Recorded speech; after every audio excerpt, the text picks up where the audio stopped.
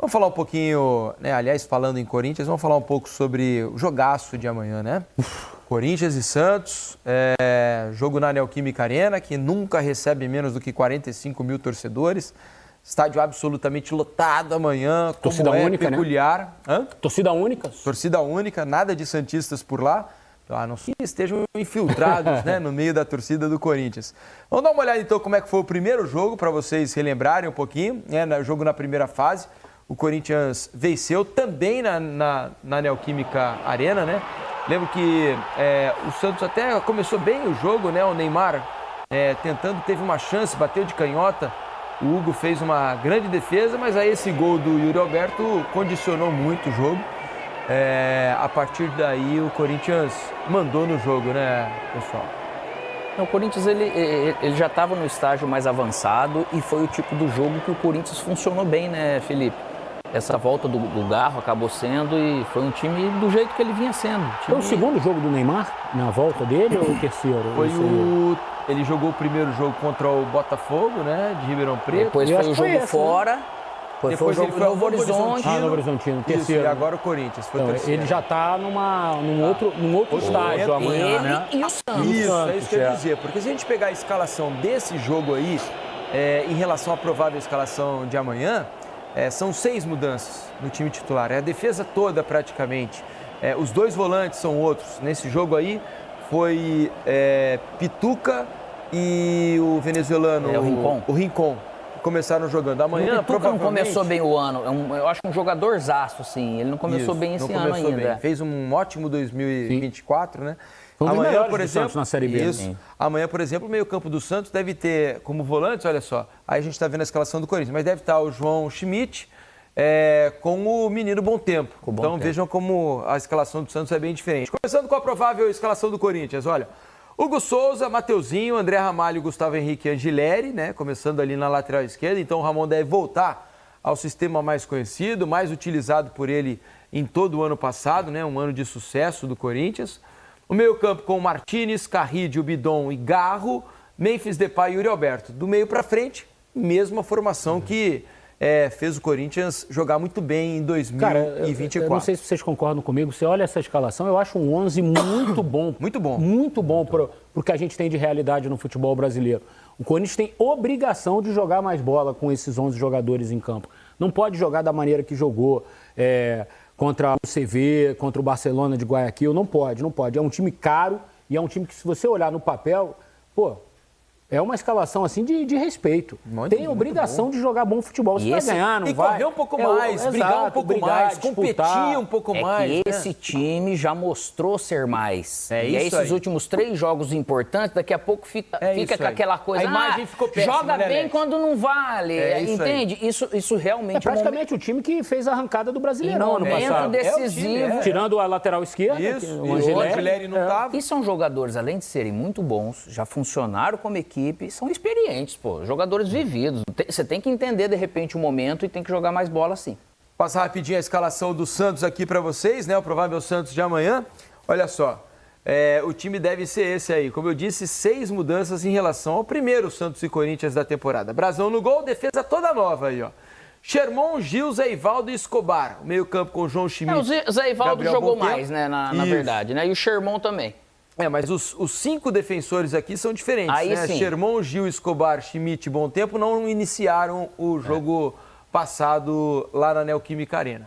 Soteldo, Neymar, Guilherme. Aí é um trio Tiquinho, espetacular. Né, do meio pra frente, muito bom também. E Soteldo correndo, brigando. Tá brigando, tentando ajudar para deixar o Neymar mais solto. E o ponto fraco do Corinthians pelos lados do campo é exatamente onde o Santos tem muita força. Com Soteldo e Guilherme, né? E o Neymar também caindo ali. Um grande jogo amanhã, traremos todos os detalhes, a repercussão aqui no Troca de Passes, tá legal? 00:43, Corinthians pegando fogo, hein? Tem clássico contra o Santos no domingo. Felipe Brizola chega com as informações pra gente de um momento tenso, Ramon sob pressão por lá. Chega mais, Brizola! Fala, Felipe, tudo bem? Um abraço para você, para todo mundo que participa do Troca. A gente está aqui em frente à sede social do Corinthians, no Parque São Jorge, porque temos dias muito movimentados por aqui, especialmente depois da derrota por 3-0 para o Barcelona em Guayaquil, no Equador. Um resultado que pode mudar o planejamento da equipe para a temporada. Não só porque coloca em risco a permanência na Libertadores, que era o principal objetivo do clube no ano, que traz muitos recursos financeiros, muita exposição para a marca Corinthians acima de tudo, estádios lotados caso a equipe avance para as próximas fases, mas também porque há um entendimento, eu bati um papo com algumas pessoas muito bem informadas aqui no Corinthians, de que a permanência da atual comissão técnica, liderada pelo Ramon Dias, depende da classificação para a final do Campeonato Paulista. O Corinthians enfrenta o Santos de Neymar no domingo e não tem essa de esperar para segurar o Ramon caso a equipe seja eliminada. Ele pode ser demitido logo depois da partida e essa é a chance mais real, né? A chance mais provável que a gente conseguiu apurar.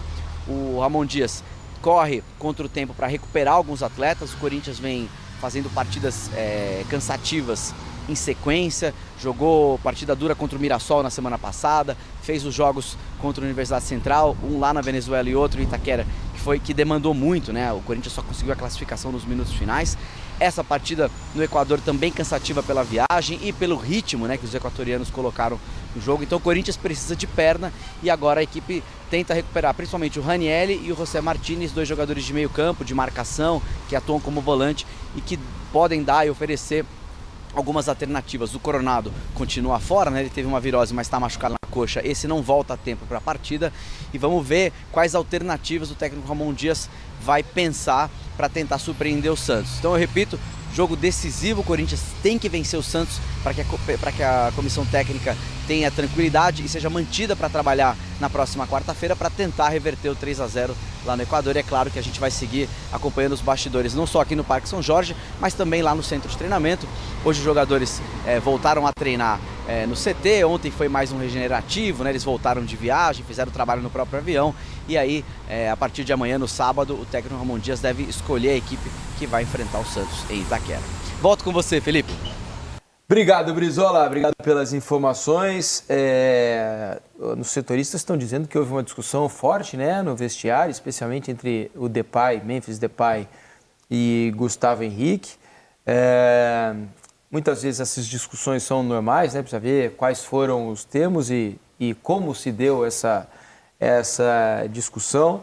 Fato é que nada parece bem no Corinthians nesse momento, né? Era um time que 2 semanas atrás a gente dizia aqui que tinha tudo para fazer uma grande temporada, que desde o ano passado vinha com uma boa consistência, jogando um bom futebol. De repente tudo desmoronou depois de 3 jogos terríveis, né? Os 2 contra a UCV e esse primeiro contra o Barcelona, né, Alex? Tipo assim, discussão teve.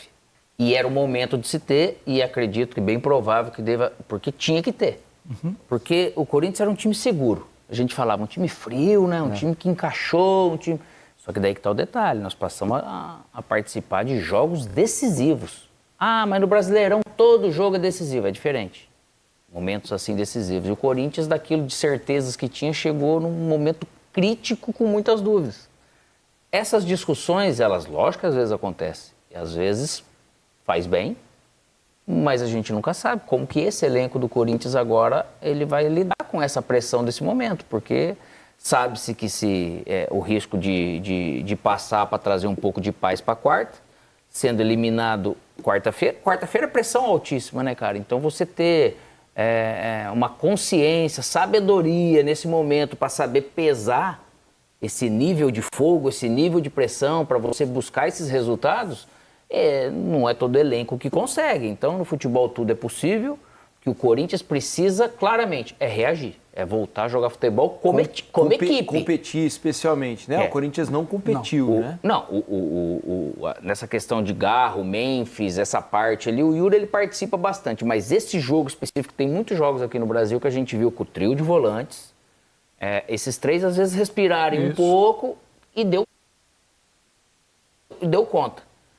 Para o estudo desse time do Barcelona, que é bom time, do que eles jogaram, eles têm bons jogadores, é um bom time bem treinado. Eu não vi sentido coisa desse time jogar com 3 zagueiros e sobrecarregar Breno Bidon. Porque ficaram 2 volantes. Cara, o meio campo muito esvaziado. Você tem 4 caras bons jogadores de meio campo, fora o número 9 deles, que flutua bem.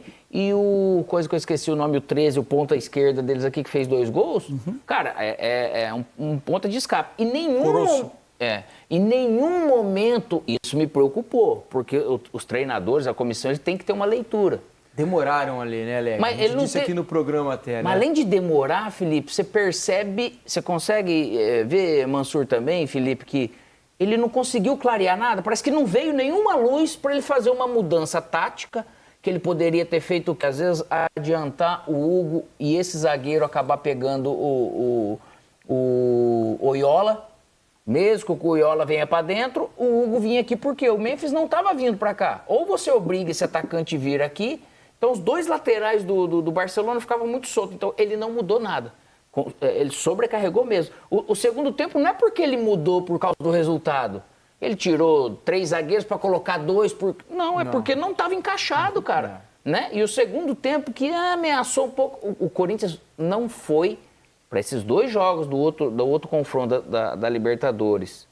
E esse agora não foi para um jogo decisivo importante, né? Emocionalmente eles não estavam para esse nível de jogo. Acabou que o cara, o lateral direito, deitou e rolou. Deitou. Aliás, não canso de falar, o segundo gol do Barcelona é uma... É um golaço, é uma construção bonita, espetacular. Né? Vamos ver como é que o Ramon vai conseguir reagir nesse jogo contra o Santos. E o Oyola é uma qualidade espetacular, mais o volante brasileiro. Eu achei um time interessante, cara. Bom time. Vamos às informações do Santos? Leonai, isso daí. Murilo Tauro vem com as últimas do Peixe pra gente. Chega, Murilo. Fala, meus amigos do Troca de Passes, o Santos está pronto para enfrentar o Corinthians no próximo domingo, 6h30 da tarde, em Itaquera, semifinal do Campeonato Paulista. Mesmo palco e mesmo adversário da última derrota do Santos. Ainda na primeira fase do estadual, o Santos foi derrotado pelo Corinthians por 2-1 lá em Itaquera e o técnico Pedro Caixinha vê evolução da equipe desde essa derrota. O Santos venceu os 3 últimos jogos da primeira fase contra a Água Santa, Noroeste e Inter de Limeira e no último domingo venceu o Bragantino por 2-0 pelas quartas de final da competição. Isso mostra que o Santos está evoluindo e deixa o técnico Pedro Caixinha satisfeito com o desempenho da equipe, especialmente depois de vencer o Bragantino, que é um time de Série A. Pedro Caixinha quer vencer o Corinthians no domingo, não só para conseguir a vaga na decisão, mas para mostrar que a equipe realmente evoluiu. Pegou alguns adversários menores na primeira fase do Campeonato Paulista, mas quando pegou os 2 de primeira divisão, conseguiu a vitória. É isso que o Santos tenta, é isso que o Pedro Caixinha quer para poder levar o time para a decisão do estadual. O Santos teve folga segunda e terça de carnaval, voltou na quarta e ontem fez um coletivo e esboçou o time titular, o time que deve entrar em campo para esse jogo contra o Corinthians. E o time é o que está na boca do torcedor do Santos, o time que venceu os 4 últimos jogos no comando do Pedro Caixinha. Goleiro Gabriel Brazão, na direita JP Sherman, Gil e Zé Ivaldo, dupla titular na zaga do Santos, Escobar na esquerda. Um trio de meio campo formado por João Schmidt, Gabriel Bontempo e Neymar, camisa 10, capitão do Santos, grande estrela do time, talvez a grande estrela até do Campeonato Paulista, e o trio de ataque Soteldo, Tiquinho Soares e Guilherme. É o que o Santos tem de melhor nesse momento para enfrentar o Corinthians, 6h30 da tarde em Itaquera, vale vaga para a decisão do Campeonato Paulista. Valeu, Murilo. Obrigado pelas informações. Tem uma situação em São Paulo, desculpa, né? Falando com amigos assim, fala, pô, Neymar é malandro mesmo, cara. Chegou, pôs o Santos lá pra cima, fez um evento de pôquer aqui, outro ali, teve a festa de aniversário do Memphis, ele deu uma distraída no Memphis. O Memphis baixou e coisa e ele tá voando. E agora veio o confronto. É por aí. Estava olhando para você ver como as circunstâncias por tudo que aconteceu no Corinthians, mas por tudo que aconteceu no Santos também, como as circunstâncias do primeiro encontro entre os dois times são diferentes, né? A escalação do Santos prevista para esse jogo vai significar que o Santos vai repetir apenas 5 jogadores, 4 de linha daquele jogo na Neoquímica Arena. O Gabriel Brazão, mais 4 de linha. Zé Ivaldo, defesa, né? Guilherme, Neymar e Tiquinho. Mudou a defesa quase toda, mudou a dupla de volante. Naquele jogo jogaram Rincon e Pituca. Tassiano jogou. 2 volantes diferentes. E agora Gabriel, era Godoy, bom tempo. Era Godoy, Basso estava na zaga e Luan Pérez, que jogou como um lateral esquerdo, mais ali, defensivo. Ou seja, é uma mudança, é um time... Isso é a imagem de que era uma construção. Testando, observando, tentando, até chegar num time um pouco mais encaixado. Ainda não é um Santos pronto, um Santos para voar no Brasileiro. Enfim, mas para você ver como é um jogo completamente diferente. Vamos ver, porque vai ser bom jogo, né? Não tenho dúvida que vai ser um clima tenso, um jogo grande na Neoquímica Arena no próximo domingo.